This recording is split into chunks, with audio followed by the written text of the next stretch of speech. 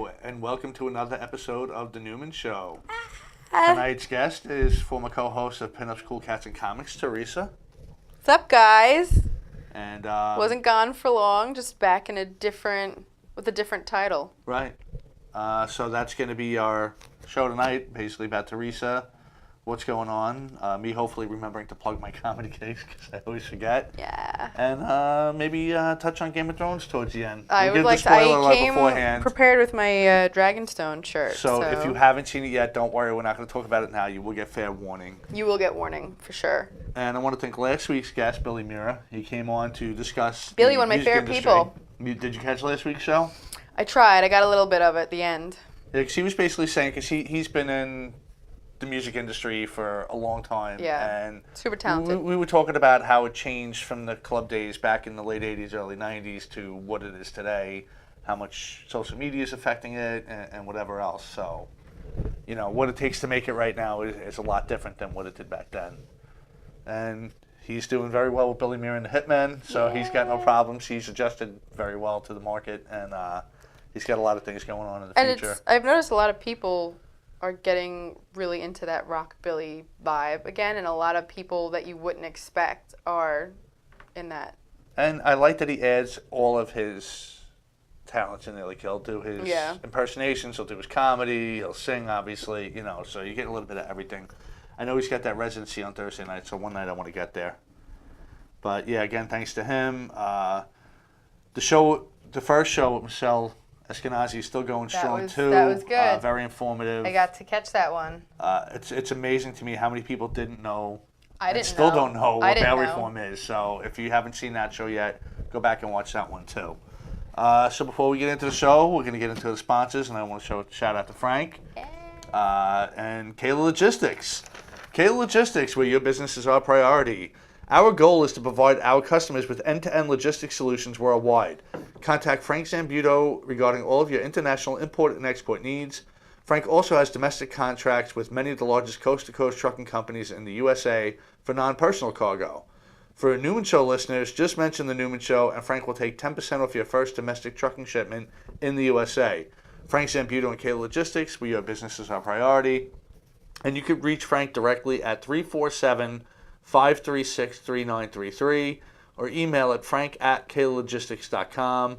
Frank is on top of everything. It's very confusing right now with the tariffs back and forth and what's going on. He's not confused by it. This is his business. He's very good at what he does. So if you have any questions, please give him a call.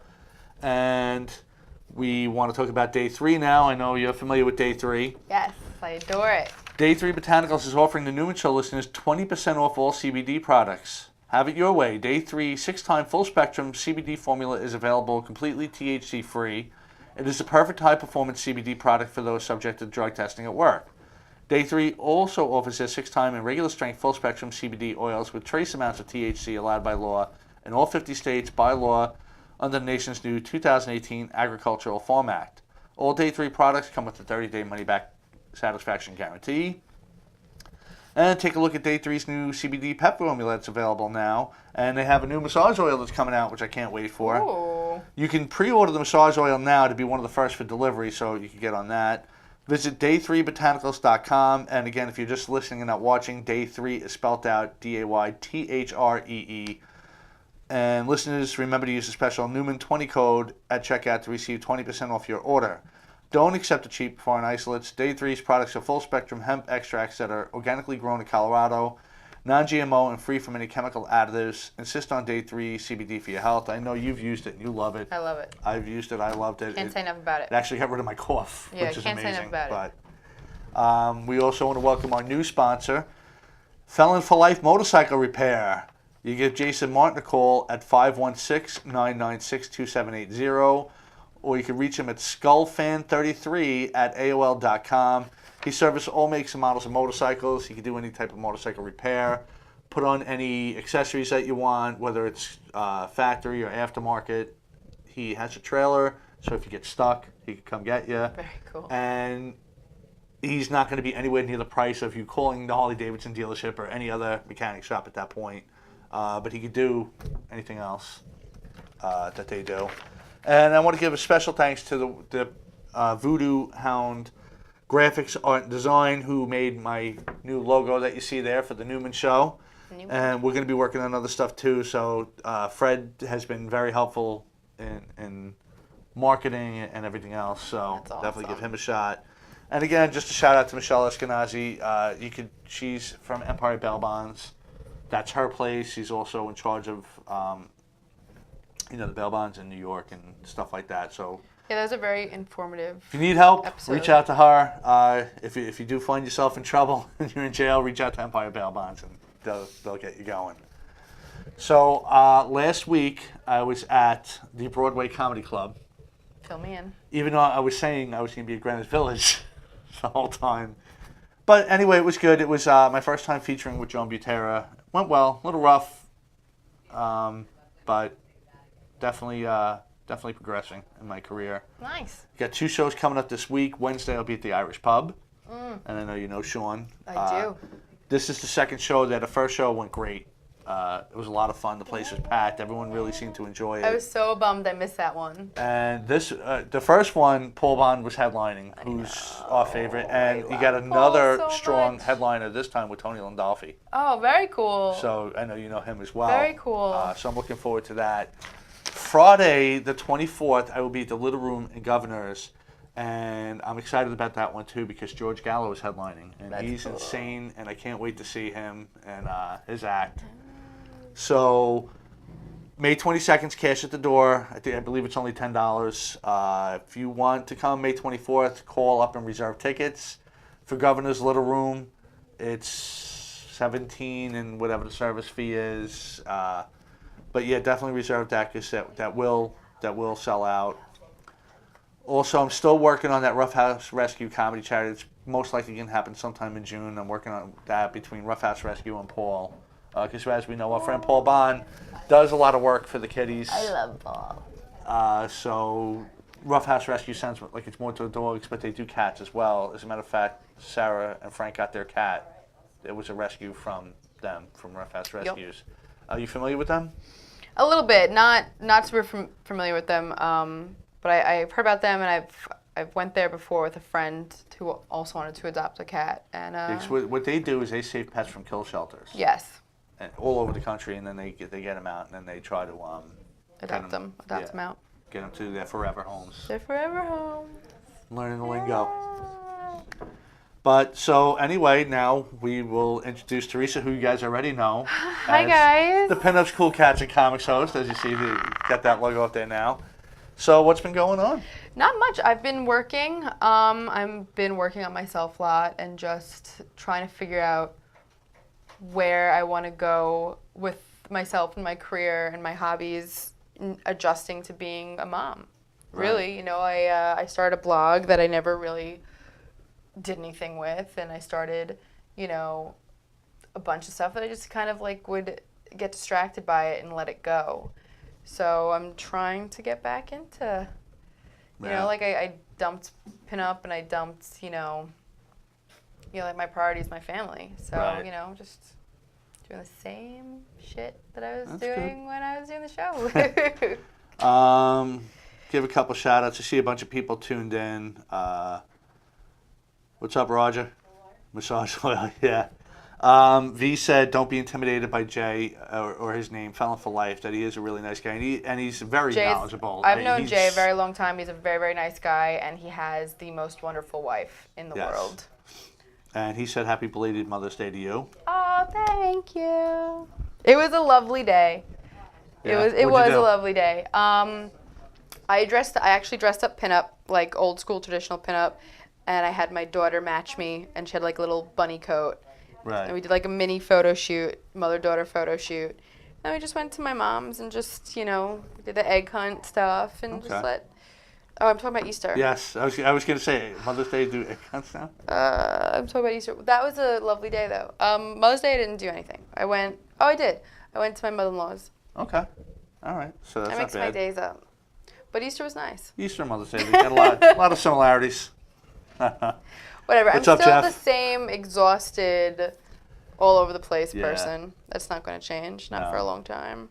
Yeah, I'm in that calm before the storm right now. You know, next week is Memorial Day weekend, so that's when it's going to hit the fan for me at work, and I'll probably disappear for the rest of the summer. Yeah. But it is what it is. You want to live in Nassau, you got to work and make money, so.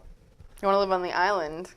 Yeah, Nassau seems to be more. Nassau's just insane right now with everything that's going on, and they find more ways to spend money, but not actually spend money. They're pocketing it all. They must be. These roads still suck. They don't do anything they're supposed to do. That will be an episode eventually on the Newman Show. Nice. Just gonna wait to find the right politician or someone that's gonna come in and be the expert on that. So let me ask you, what's it like having your own show? It's good. It's a dream I've kind of had for a while since I was a guest on Billy Mira's show on WGBB way back in the day, which we discussed a little bit. Totally. We've discussed it with him when he was on the show with us, and we discussed it last week. But yeah, he started on AM radio, and I called in a couple of times, and he had me down to the studio a couple of times, and it was a lot of fun. And I said, I like this, I want to do it. Then they kind of let it just go away, and then he called me back when he created a studio in his house, you know, converted his garage to a professional studio and had a show there. And he called me off of that. Again, I was like, I love this, I want to do this, and let it slip away. And then finally we were figuring out how we could mix the comedy and the pinup thing together. So then it's like, all right, this is what we're doing. It's enough of just saying, all right, I'll wait. But you're finally at your goal where you have your own show. Yeah. It's exciting. I'm excited for you. And it's not always going to be possible, but if I'm talking about a topic, I kind of want to have an expert in that field on, just so it's not. No, I think that's. There's too many people with Facebook degrees, well, and that means absolutely nothing. Your opinions don't really matter when it comes to facts. Facts are still always going to be facts, and that's why if I'm talking about something, I want to try to get someone who knows the facts about it. No, and that's the best way you can do it. And not that I won't discuss opinionated things too, because I like that, and there's nothing wrong with, you know. Right. Which we're going to do a little bit later, because I know we have some opposite opinions on Game of Thrones, so not too happy with that. But again, we're not getting into it yet, so don't worry, no spoilers yet. Yeah. And next week, first of all, because I always forget too, I want to give a shout out to Cyclone. He's always been very supportive of the show. He's right before us in the cage of Cyclone. He discusses basically all fight sports, whether it's boxing, wrestling, MMA, hockey. You know, thanks to him, we had Trevor Gillies on, and you know, he's just great support. Again, the station's great. Everyone's very supportive. So that's the worst part about walking away from Parents Cool Cats and only doing it, you know, once a month. Yeah. Is I love coming here. Yeah. You know, everybody's so, awesome. Yeah, so this is exciting. We still have to get together and do that show, which will make it a hybrid show, obviously, the Newman Show, Parents Cool Cats, because we still have the special gift, which we didn't tell you guys about yet, that we're going to be giving away. You do. Got to figure out how we're going to do that exactly. That'd be pretty cool, though, because we can bring, you know, so much different parts together. And I believe Sean's going to come on as a sponsor. He was very interested. We will talk more Wednesday when I'm down there, if we have time. And I talked to him about doing events at the Irish Pub. You should. Which he's very open to. That would be very, very cool. I just got to figure out the logistics, because I would like some of that recorded for air here. Right. Whether I'm going to talk to Bobby about having him film it and figure out how that would work, or whether I'll just have V film some stuff and we'll just cut it and edit it and show it on here. It would be cool to have a live show from there one night. That would be very cool, and so that would benefit goal, everybody. But we might have to start with some clips first from events there and build up to that. That'd be cool. But the more sponsors that come on, the more stuff I can do. Just saying. So, but it's good. I mean, our sponsor's been great. I'm in works with talking to some other people now, working out everything for fantastic. that. So maybe Michelle will be a sponsor too. I don't want to get too many though, so I am kind of picky about that. I don't want to do a whole show of just reading off sponsors. Right. You know, the hour goes very fast as it is. Right. And eventually I want to do... But the support is cool. Yes, you know, I mean... It definitely is. But I'm trying to pick people I know. It's a big deal when people that are running a business want to support you. You know, like, because, you know, it's a compliment. It's a huge compliment. Definitely is. And I'm getting more and more people reaching out, whether to be a sponsor or a guest on the show, which is kind of cool. Which is awesome. So lets me know that people are seeing it, which is great. Speaking of seeing it, make sure you like and share the show so more people see it. It really came out of the gate pretty strong, and I want to try to keep that momentum going the right way. So I see Larry's tuning in. Hi, Larry, we still got to work Larry. that out. This Wednesday, obviously, I can't do it because I got a show, but we got to figure out when we're going to go down. When are you guys doing your next live show? Yes, I still want to do that. Let me know that, and then We'll bring the pizza. Yeah, we'll bring half pineapple and ham and half boring. So yeah, Larry, I know there's a time delay on it, but Larry, you let me know next Wednesday you're filming live. I will check my schedule, see if Theresa could do it, but I definitely want to get down. And he said, welcome back, Theresa. Thanks. I'll be around. Little surprises. So I want to get into something a little somber, but give a shout out to one of the best improv guys of all time. Tim Conway just passed away recently, and that guy was... He was amazing to watch in action, and it depends on how old you are, what generation you're from, what you know him from. Right. But he started. I think his first real big thing was McHale's Navy. He was a regular on that, and I think what really blew him up to the more modern generation was his time on the Carol Burnett show, which is funny because he was not a cast member on that show until like the last 2 or 3 years. And Carol Burnett show ran for a while. Yeah. And he was just basically a regular guest on it. And he had, I think, a working relationship already with Harvey Korman. But his goal was to make him lose it. I mean, make everybody lose it. If you watch his sketch, a lot of it was improv. And he would just kind of go on there and just do his stupid things. And you could see Harvey Korman, biting his lip a little bit and then turning his head and doing whatever he had to do to hold it. And that was a game they kind of played back and forth, which made that show... I think really what it was. So finally they put him on as a cast member in the last few years of it. But he did a lot of voiceovers. He was on The Big Bang Theory. He was on a lot of shows. Yeah. He did a lot. But yeah, that guy was just, he knew. He was improv. I don't think he got enough credit for how talented he was because he always kind of played that dumb guy almost. But he very intelligent. Unfortunately, he didn't have success on his own. He did one show that they wanted to cancel when it went to commercial break. They didn't even want to come back. Aww. So it had one episode and it was gone. I forget the name of that show. But he also had the Tim Conway show, which got canceled, I think, after the 12th episode or 13th or whatever. And I don't know why. I would like to see if there's... I'll have to check YouTube later and see if I can find clips of that because that guy's hysterical. I don't know how a show with him could not work, but he also had a good working relationship with Don Knotts. It was in a lot of stuff with him. Those guys are pretty funny But maybe together. people were so used to him as being a part of something else that it's hard to see him on his own. Yeah.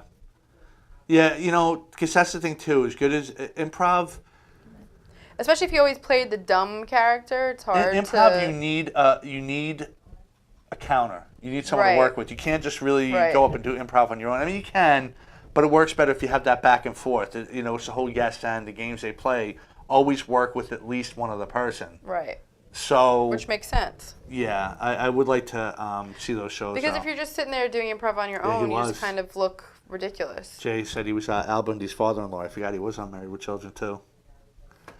From the Better Half podcast, they're actually doing their 50th episode live this Wednesday, but they don't see why they can't do more live shows. He'll talk to Frank, and our people will contact my people, or all people. Have a great show. Thanks, guys. He said Jay said Tim Conway and Prince are making music videos in heaven. Epic time not to be alive. It's true. There must be some party up there. But yeah, so I just wanted to give a shout out to that. And being that we talk a lot about social media and everything, there was another tragic death recently of Grumpy Cat. Yes, I'm actually very upset about which that. I was surprised on how popular, just that meme, like everybody knew Grumpy Cat. I remember when Grumpy Cat came out, and it was, I was like in my early 20s, and I was going through a breakup. My friend sent me this meme of Grumpy Cat, like I hate everything, and it was like so perfect, and I have all these memories which does of it. speak for a lot of us. Yeah, absolutely. I was very, very sad, especially as a cat lover and someone that's worked in rescue. It was a special needs cat. It had dwarfism. So, they don't have a long lifespan anyway, but because 7 years is young for a cat. Right. I know. Yeah, I was going to say that. Even for a dog, that's kind of young. Yeah, Cats 7 usually, is... get about 20, give or take? It depends. I mean, a lot of cats can live to 20, 21, 22 years. I know that my husband's cat growing up was, I think, 22 and it passed away. My grandma's cat was 21, but then my cat was 11. Right. You know, so I think that 7 is young. I think it's kind of somewhere in the teens. That's pretty average. And it was cool kind of seeing the picture with Stanley holding him with the... That was a very cool picture, and that it was also a sad picture, you know, like, you know, Stanley's still something that makes me really sad. Even though he lived a long, wonderful life. Will's coming on next week to do the Endgame wrap-up, but, I mean, you've seen Endgame, I'm sure, at this point. I've seen it, I had someone brought their toddler that couldn't have been older than Rosie, like 2. Wow. And it was the only date night Tony and I got in months, and it was a first date night, I think 6 months, and it was a first date night in 6 months, and it was the first movie we saw in like maybe since I was like pregnant. Like it was like a big first for us. We get there, we went at 5 o'clock on a Saturday the week after it came out because we wanted it. We wanted to be left the hell alone. This guy came with his entire family, and we saw his toddler. They sat in the front. We sat in like the mid area where we always sit. They came from the front. The whole 3 hours, the kid was running up and down, screaming, giggling, screaming. How do they not throw them happy out? Happy screaming, angry. I literally yelled, and the guy was standing next to like the wall, like close to where the door is, with his arm up, watching the movie while his kid's behind him, next to me, jumping up and down. And when you jump, like the floor just kind of makes that sound. And literally, I yelled at the guy. I was like, "Are you kidding me?" Some lady came from across the theater, got in his face, starts yelling at him. Eventually, an usher comes and just babysits. And of course, the usher's there. All of a sudden, the kid's behaving. But why would you bring a toddler to a 3-hour movie? And Tony and I are pretty easygoing. You can't blame the toddler because... Absolutely not. That's not a place for them. They're not going to sit still for 3 hours. What parent would bring any kid to a 3-hour movie? And it's not like... Tony and I are talking. Like, it's not like it's a Disney movie... Well, I mean, I guess it is a Disney movie. Yeah, technically it is, but it's not like it's a... But it's not Dumbo. It's not something where you anticipate a lot of children, young children, where you're going to get unhappy kids, restless kids. You expect it. But when you go to Endgame, which is a 3-hour movie, which isn't for toddlers, you don't expect that. So it's very distracting. It did take away from the experience a little bit because I wanted to not be mad and enjoy the movie, and I couldn't because I would never in my life do that. It was the rudest thing I've experienced ever. Just because you love your kids and your pets and whatever doesn't mean they belong everywhere, and their noises are not meant to be in certain places. It was so inconsiderate. Yeah. It blew my mind. Now, I'll tell you, I got tickets for the opening Friday during the day. V took off. I didn't realize that tickets were available all night Thursday, even though I probably couldn't have went anyway because I had to go to work that night. But it was also the week of spring break. So I went there thinking, oh, great, the theater's going to be empty. It's going to be great. And we went to the theater, and it was full of kids. Yep. Because it had all the parties and the different ones. So I was like, all right, at least they're in their own theater. But there was a lot of kids, like younger kids in there, and I was already shaking my head going, this is going to suck. I'm going to be yelling at everybody. Not one peep from anybody in 3 hours. I think it depends on the kid and like, because we were sitting next to... But even the adults, you know, they like to pull out their phone and whatever. Absolutely. Nothing in 3 hours. I felt bad because I had an alarm on my phone and my alarm went off, but my phone was on silent. Like I did everything I thought I had to do, and it still, I couldn't shut it off because my daughter was at my parents' house. I wanted to know if something happened. Right. But you know, I was sitting there like rushing to like shut it off. But we had kids sitting next to us that were probably about 10.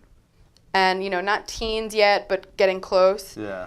And they would make comments, but they were into the movie. And the comments would be like, oh, wow, you see that? Well, you know. And that, you kind of expect that. And it you want to hear, once in a while. Yeah, you want to hear laughter. You want to hear, whoa. You want to hear that people are into it. Fortnite and, but it was, the toddler was literally running around like it was a jungle gym. Yeah. And like I said, I'm pretty easygoing. I'm pretty understanding.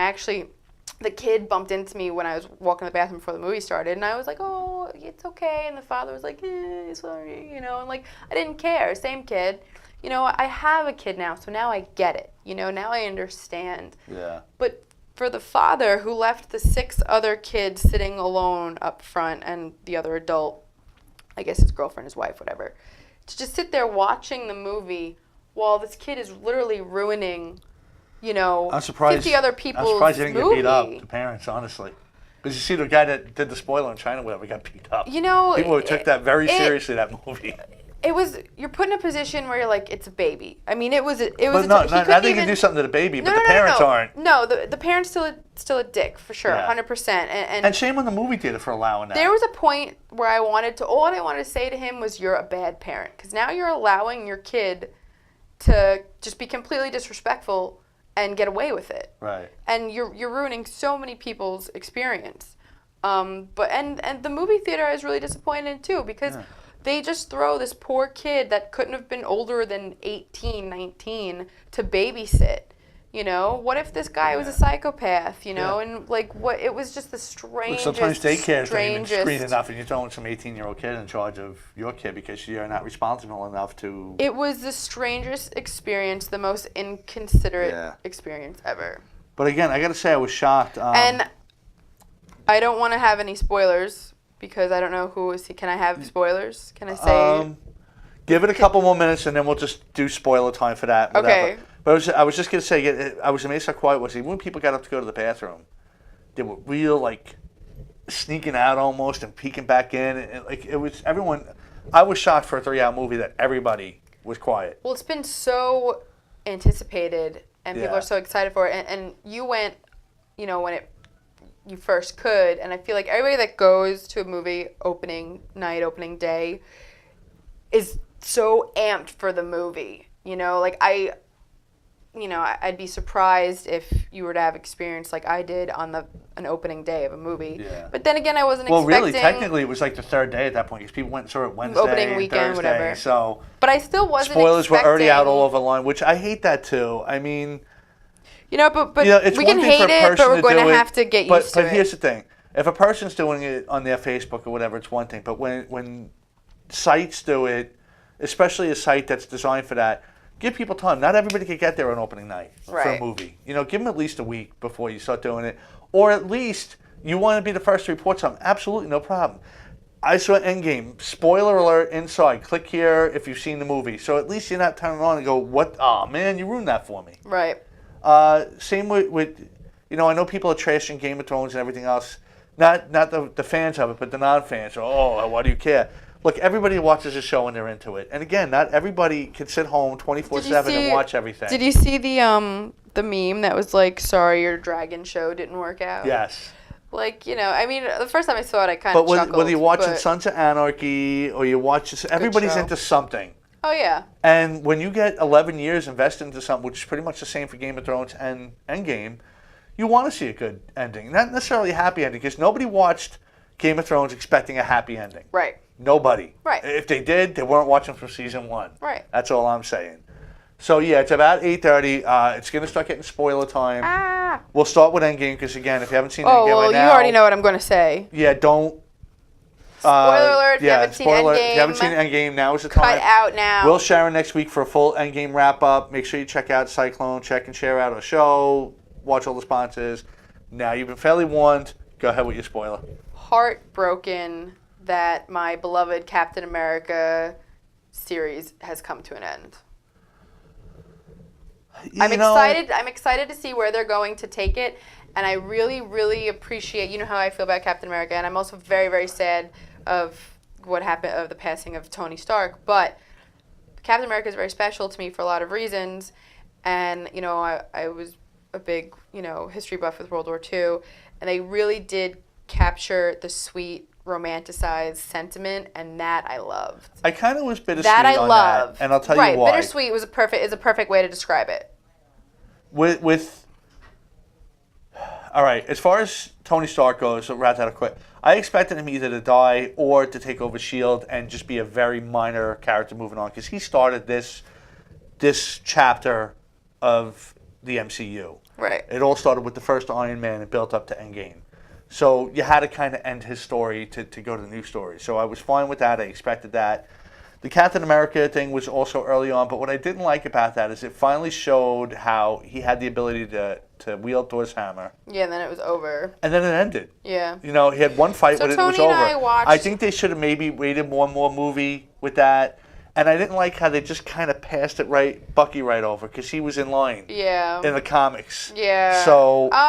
there's a lot... I mean, he never really got his due. He was a bad guy. They fixed him. He came and helped, and he was gone. So I don't like how they rushed over Bucky's story either. I agree with that. I mean, my focus was really on the Captain America, Steve Rogers that I know and love, and I am excited to see where they take it. And it was very bittersweet how his story ended. The thing with the hammer, you know, I agree with that too. But you know, in a previous Avengers where he like kind of lifted it and then.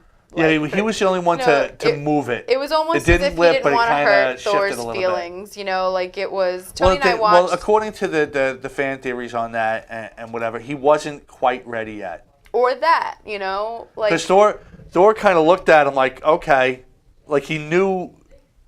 Because he had no problem when Vision grabbed it and handed it back to him. And Thor too. Where's his story going to go? Well, I'm actually very happy with the Thor story. Really? Yes, and I'll tell you why.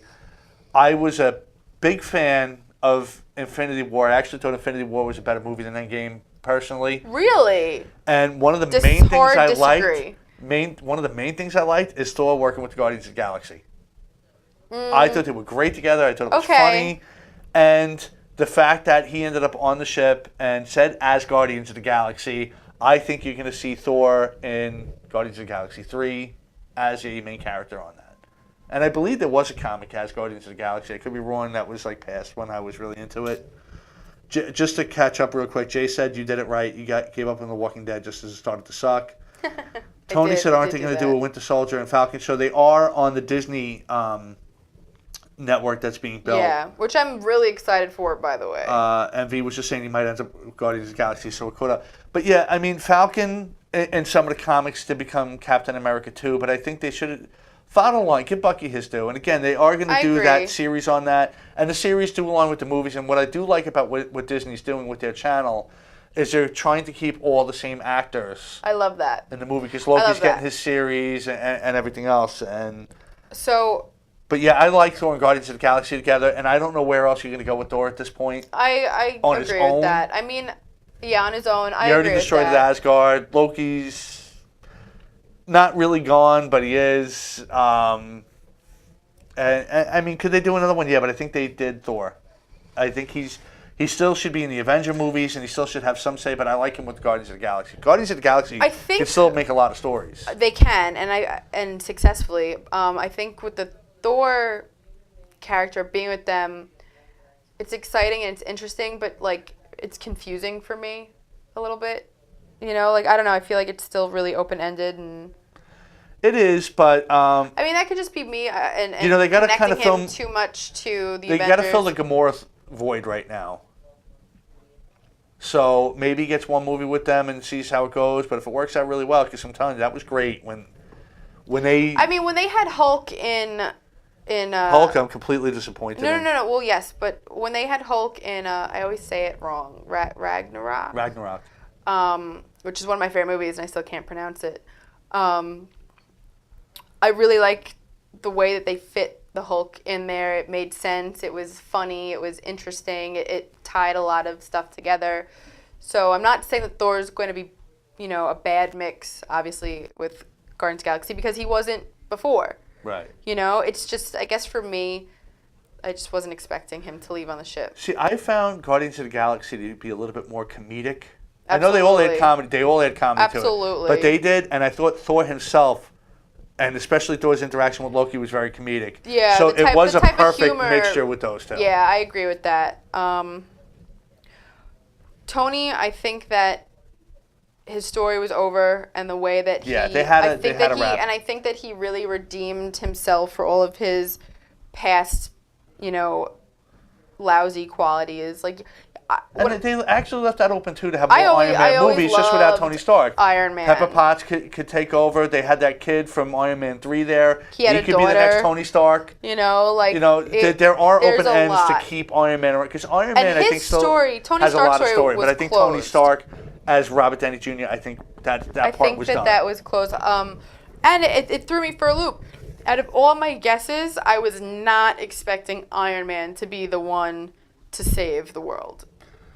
I was not. It made watching it made sense. Perfect sense. I think they kind of I trash people when they trash the show. If you don't like it, write it better. When we get into, but again, when you build something up for so many times and build a storyline, and it kind of goes along with Hulk. And I can't wait to get because Will's an expert with the comics, so maybe there's something I'm guys missing. Are gonna have a great show. But when they were figuring out who was going to snap the gauntlet, I understood why it wasn't Thor because it could have been Thor. Thor took the full power of the star. Could have been any of them. But not really. There was only 3 that were there that really could have handled that: Thor, Captain Marvel, and the Hulk. That could have taken the power from it. So I was talking to Tony about this recently. They should have had the Captain Marvel movie further away from the Endgame movie because I think that it took away from her character having it so close to Endgame, and it didn't give it enough time to shine. And then it also would have pissed me off if everybody was like, oh, Captain Marvel is going to be the one that defeats Thanos. When you invest so much time and energy into these characters and these movies after 11 years, and then you pump one out really quick before Endgame, and she's the one that... Don't get me wrong, I love Captain Marvel. I loved the movie. I think she's an excellent, excellent hero and From a character. business standpoint, it made sense because they knew that was no matter what Marvel movie they put out at that time was going to be huge because people were dying for something between. But I feel like it should have not. Infinity And I'm War not saying like years ago. I'm saying like, Tony said December. Like holiday area. Because it could get you really invested in that movie and give you enough time. Because really, Captain Marvel had nothing to do with this. No, like I said, Endgame was just to introduce a character. I love. And then really, it would have made more sense to have her after that, like you said. But timeline-wise, the story was before even and Iron Man. I loved the movie. I really did. But like I invested so much. You invest so much time and energy and emotion into these characters that you started watching 11 years ago, 10 years ago, and there was a lot of people who didn't get their due in this. Who is really an excellent character, excellent movie, but you push one out right before this big movie that you've been waiting for so long. I know a lot of people were trashing the fact that they didn't use Captain Marvel more, but they weren't supposed to. Her role in that movie was just to introduce the next wave of Marvel, the next Marvel chapter. Right. If she did anything more than what she did, like you said, it would have pissed off the people that were there from day one. It should have been one of the originals doing it. Yeah. And like I said, really, Iron Man, here's an inconsistency. In Infinity War, when Thor snapped, and he went to his thing, what did it cost you, everything, whatever, that's not what almost killed him. Right. He even specifically said he destroyed the stones with the stones, and that blast almost killed me. Right. It wasn't the first snap. So how did Hulk possibly get hurt from that snap when he said most of the energy was gamma radiation? He got his strength from gamma radiation. So how does that weaken him to the point where now the Russo brothers are saying he has permanent damage to that arm? Right. How? Right. How is it even possible? It just doesn't make any sense in the storyline that they were telling. Right. And yeah, the last real Hulk you saw got his ass handed to him by Thanos. Yeah. And then you never saw Hulk again because now it's Professor Hulk, or their name they're calling him Smart Hulk. The hipster Hulk. Yeah, we have him and doing all this Hipster stupid Hulk. shit. I was disappointed with that. I'm not gonna lie. You ruined now. All right, maybe they had their issues with Mark Ruffalo, which I understand. I thought that there's a couple of issues, and one's it's really not his fault. He had like a brain tumor or something, so he's not fully there, and he does leak spoilers constantly, and he was supposed to have a standalone movie somewhere in between this, which they pulled. Oh, I didn't know any of that. So if they're going to get away from him, or they're trying to work with him or whatever, I understand that, but don't kill off the character. Hulk fans are very particular about it, and Hulk arguably is the strongest of anybody. Now in rankings, A lot of times you might see Thor, you might see Odin, you might see some of the other people we haven't seen yet. But at this point, they can't get rid of Mark because it'd be disappointing. Because they already switched it up. The Hulk movie was They had a couple of them. I liked Edward Norton's. What the hell? Thank you. But, well, apparently... Who was the first? Eric Bannon or something like that was the first one. They ignored that movie completely because they didn't like it. They redid it with Edward Norton, who was great, but supposedly he's a pain in the ass. So I read about it. Well, it depends on who you talk to. Well, I read a couple of articles. I read one that he did, the interview, and he said that he didn't want to be stuck to one character because when you have a superhero character like that as your role, that's all you are. That's what he said. Then I read other things from the other end that, in the nicest way possible, basically said he was a pain in the ass to work with. You know, I think... money was an issue, but if you watch Robert Downey Jr., he didn't make much in the beginning, and now it's made a lot more, but at the time when I read the article, he made $75 million because he gets back-end money, because, again, he was there from square one. Right. He's probably well over $100 million now. Right. So, you know, sometimes you got to write a movie like that out.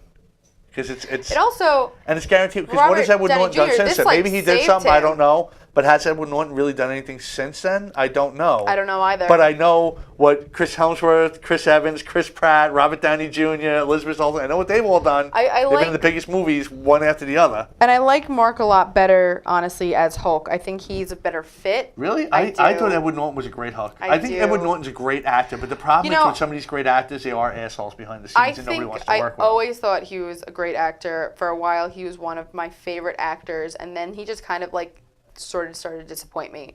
And for him to let go, whether he was let go or he decided to let go on his own, the Hulk character, you know, it was a stupid move, but I'm happy because after watching it for so long, I don't think he would have been a good fit. He doesn't have that sense of humor. You know, he wouldn't have been good in Ragnarok. Personally, I don't think that he would have fit at all. Yeah, it's hard to say, but I don't know. And his look doesn't... DC is big on recasting every 3 movies with their main characters. Right. Marvel likes to stick with it. And I love that. I love that. But they might have to, you know, get rid of Ruffalo.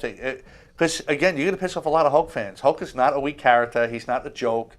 Bruce Banner is supposed to be one of the most intelligent people in the universe.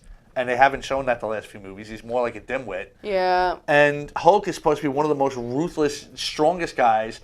And again, you see him get his ass kicked in Infinity War. And then here he's like, oh, I'm supposed to be mean. Let me throw a motorcycle. Yeah. Like he's a joke. Yeah. He's a joke now. And I know they're trying to add some comedy to it, but to me, they're just making a joke of the Hulk. They did make him kind of stupid. And kind of look and again, maybe they are working around Mark Ruffalo, which if it is in respect to him, but don't say the injury's permanent. Hulk can't be permanently injured. That's the whole point of him being the Hulk. He has regenerative powers. Before you run out of time, let's talk about Game of Thrones. Yeah. Because I'm prepared with my Dragonstone shirt, and you're going to be talking about this next week with Will. That's true. I just wanted to talk because we went this far.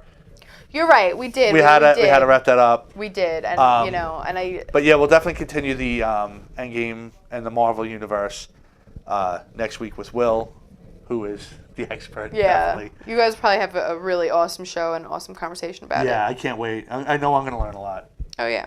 But as far as Game of Thrones goes, I just want to say this right off the bat. I am upset with this season in general.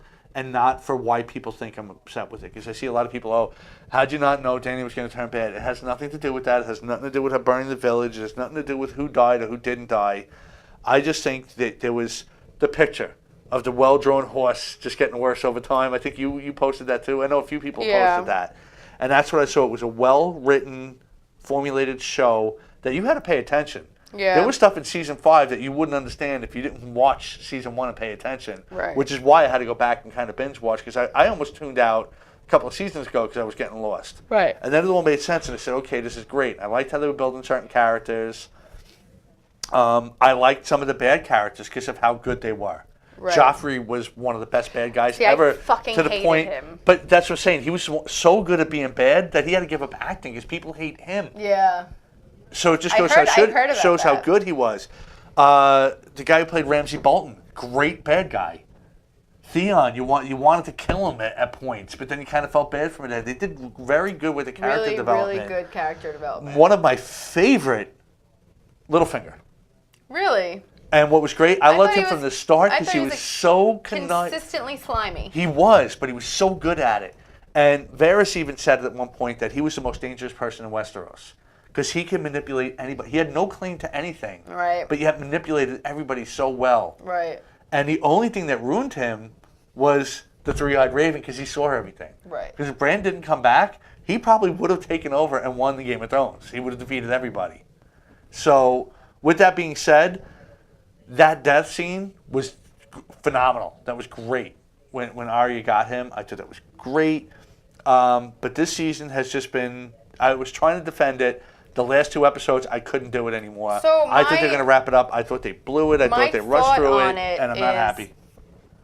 Regardless of the show, Yes, Tony just said Euron was such a good bad guy, too. He was. regardless of the show, when it comes to an end, when it's the show finale, you know, it's going to be sad, and people have expectations, and I feel like you're almost always going to be disappointed because what you were thinking of, what you were expecting for so long, it's the same thing like we were just talking about with the Marvel movies. You put time, energy, emotion into this.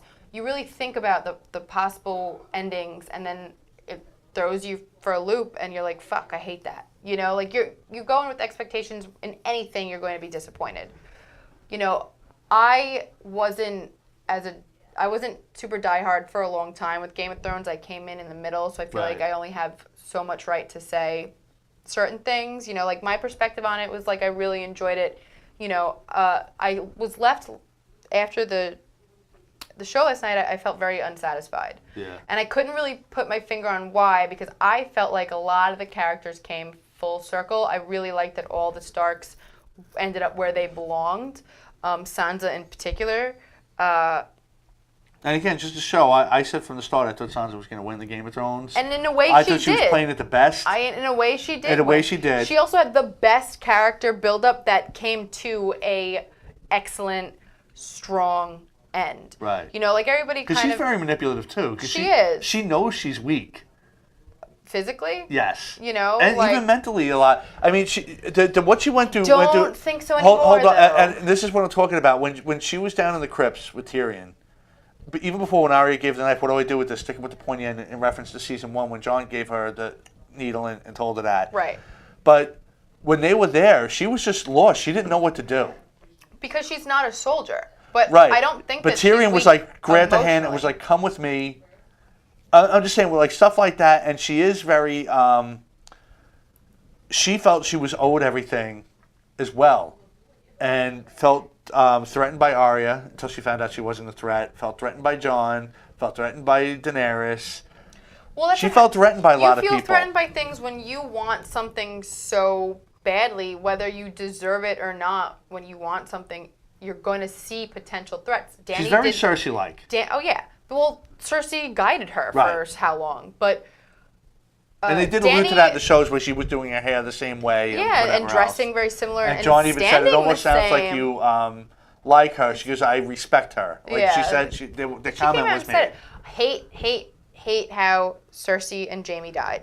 That was such a waste of a story. So there was so many better ways it could have gone. If I want to talk about being unsatisfied, that left me so unhappy because I really wanted to see. So now, Cersei got to see everything around her literally crumble, and that has to be extremely devastating for someone that's so, you know, for Cersei. But I wanted some kind of... They almost try to make it seem good at the end. I wanted some kind of aggressive end for her. I didn't want her to die in her lover's arms. I wanted it to be like... Arya had her list. I was hoping it would be Arya. Her whole main goal really was to get to Cersei towards the end because she was... What are you doing? I'm going to kill the queen. Not I'm going to kill the mountain. I'm going to kill this one. I'm going to kill it. I'm going to kill the queen. I'm going to kill the queen. Where are you going? I'm going to kill the queen. And everybody laughed at her. Now, I kind of called a lot of stuff that did happen, like her killing the Night King. I did tear up when Tyrion found their bodies, though. See, I love Tyrion. I didn't tear up with that. I felt bad for him. But for me, I was like, what the fuck's going through his mind? Because he told Jaime would have been fine if he just fucking left. But no, he had to go find Cersei, so he's a freaking idiot. You know, like He what was in love, going... and she had all the power over him. Oh, please. At that point, was he still really in love at that point? That's ridiculous. That's the so problem. Evil, or was Because Tyrion even said that to him. He goes, I never thought she was like that. He goes, you did. You just didn't want to care, see it. Yeah. Well, not that he didn't care. He didn't want to. He didn't want to see it.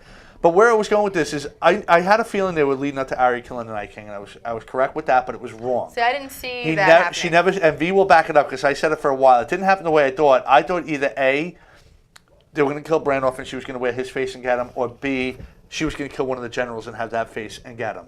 I didn't think she was going to come screaming out like a banshee from the woods, but whatever. Everyone seemed to love that. If you watch when people watch, oh yeah, but that was Jon's kill.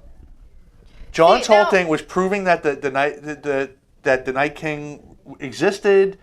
I kind of feel like Jon is like, he's a good guy and he's a reasonable guy, but he's not a smart guy, and maybe. But he's a fighter. Okay, he was the only one that actually battled one of the generals and won. He's a fighter, yes, but mentally, I mean, the way that his character ended, I was disappointed because I was rooting for him. Because he's a nice guy, because he is all about reason and being in the middle.